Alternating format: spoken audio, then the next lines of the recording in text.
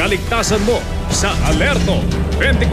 Siyam na magkakapitbahay sa lungsod ng Cebu ang kinagat ng isang asong kalye na pinangangambang may rabies.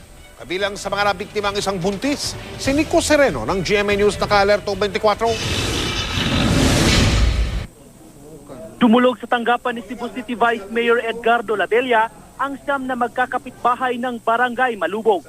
Lahat sila nakagat ng pinaniniwalaang asong ulol. Napadpad umano ang aso sa kanilang lugar bisperas ng bagong taon. Nagsagabog tubig. Ang isang biktima nag-iigib daw ng sugurin at kagatin sa tuhod ng aso.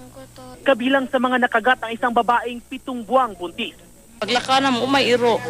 Isa pang biktima ang nagsabing hindi niya nakita ang aso dahil nakatalikod siya ng kagatin. Hindi raw nila alam kung sino ang may-ari sa aso. Nangangailangan ngayon ang mga biktima ng anti-rabies vaccine na nagkakahalaga raw ng 5,000 ang bawat vial at nangangailangan ng hanggang 3 shot para makumpleto. Very expensive medicine. And we made representations with the Department of Health.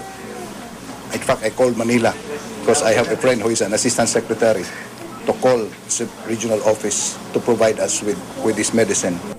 Ayon sa isang opisyal ng barangay, agad na nilang pinatay ang aso para di na ito makabiktima pa. Nanawagan din si Vice Mayor Labella na paigtingin ng Department of Veterinary Medicine and Fisheries ang panghuhuli sa mga asong kalye. Mula sa Cebu, Nico Sereno, nakatutok 24 oras.